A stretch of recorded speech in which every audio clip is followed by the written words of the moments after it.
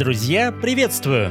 В это пасмурное утро я не планировал поход, но узнав про запрет выхода на лед, я спешно отправился на дальний берег, чтобы забрать оставшиеся там фотоловушки.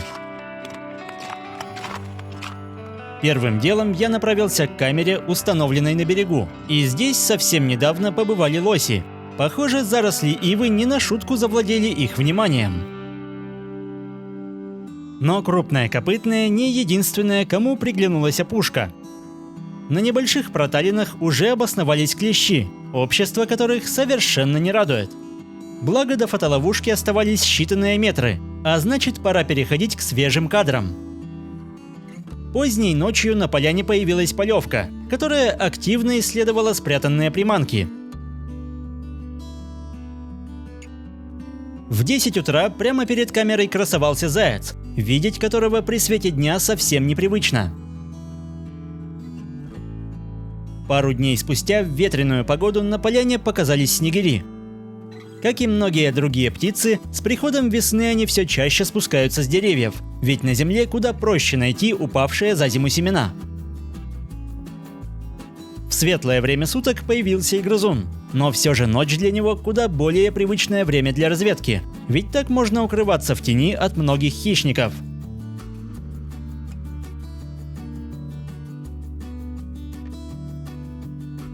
Словно узнав, что за ней наблюдают, полевка решила разобраться с посторонним объектом. Но, похоже, у нее не хватило смелости добраться до камеры, а может, поиски пищи показались ей более приоритетным занятием.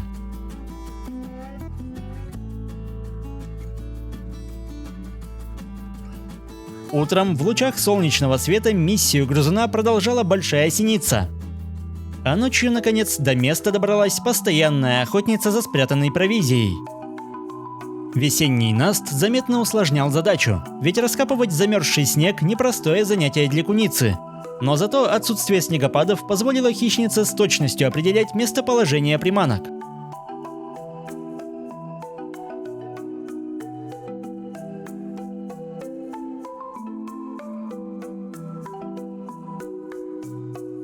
Полагаясь на отменное обоняние, пушистый зверек тщательно обследовал поляну, и, что удивительно, на этом его визит подошел к концу. Видимо, на примете были куда более важные дела.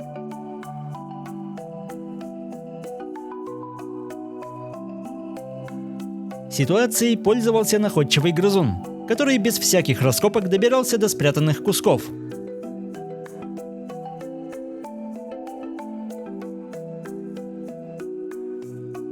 Скорее всего, куница вернулась в ближайшие дни, но я ее опередил, и через пару часов после очередного визита грызуна фотоловушка исчезла с этого места, а приманки так и остались дожидаться любителей мясных деликатесов.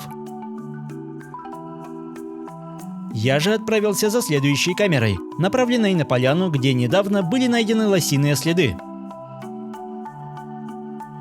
Ночью ловушка сработала на появление зайца, который неторопливо изучал обстановку и не упускал возможности поедать показавшиеся из-под растаявшего снега ветки.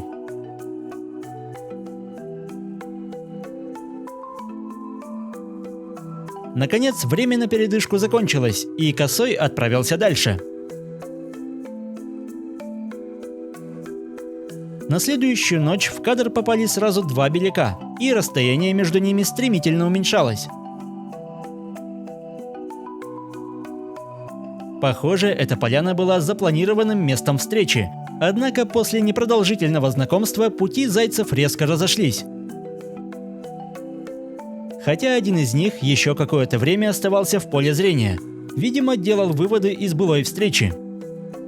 Лоси же предпочли другие места и пока не планировали возвращаться. Следом настала очередь ловушек, оставленных у поваленных осин, и здесь в поисках доступной еды также хозяйничали зайцы.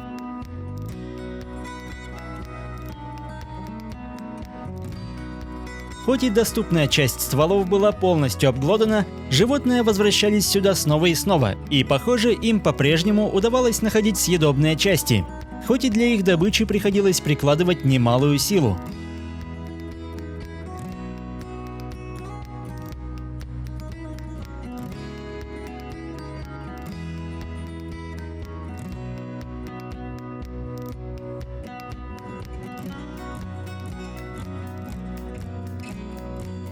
А здесь столовая привлекла сразу двух беляков, которые аппетитно обгладывали ветки, хотя второго зайца было едва видно.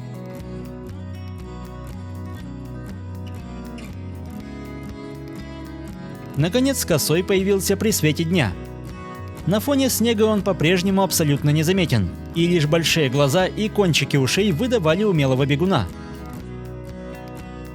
Долгое время просидев неподвижно, заяц, видимо не обнаружив ничего подозрительного, наконец приблизился к кормушке.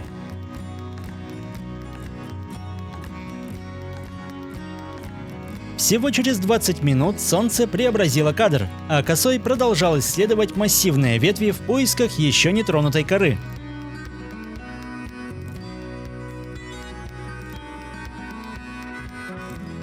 Спрятавшись от камеры, он продолжал трапезу, причем вдалеке все это время разгуливали рябчики.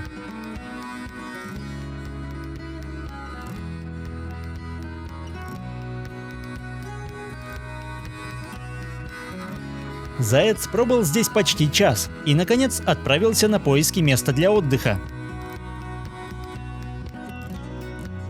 После обеда, когда солнце полностью осветило столовую, на разведку прилетела сойка, для которой здесь вряд ли было оставлено угощение, но все же она умудрилась найти что-то съедобное.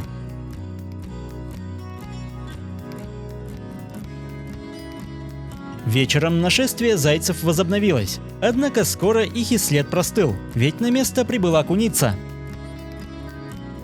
Забравшись на осину, она незамедлительно пометила ствол, после чего изучила рассыпанную соль и, не обнаружив ничего интересного, вновь оставила метку, а потом удалилась восвояси. Однако уже скоро хищница вернулась. За неимением мяса она решила тщательнее познакомиться с солью, на всякий случай пропитав и ее своим запахом.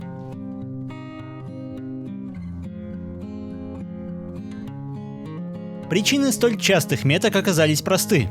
Рядом была еще одна куница. Похоже, и у этих зверьков брачный сезон в самом разгаре. Пару часов спустя вернулся заяц, и новые запахи вряд ли пришлись ему по душе. Изучив обстановку, беляк решил не рисковать и оставил приметное место до лучших времен. Днем на месте исчезнувшей из кадра сойки появился белоспинный дятел, который пристально изучал все виды деревьев в надежде не пропустить затаившихся насекомых.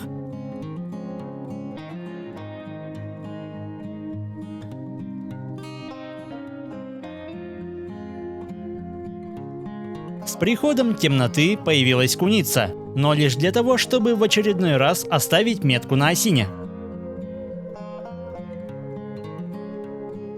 Очень жаль было снимать камеру со столь любопытного места, но погодные условия все же вынудили сделать это раньше задуманного.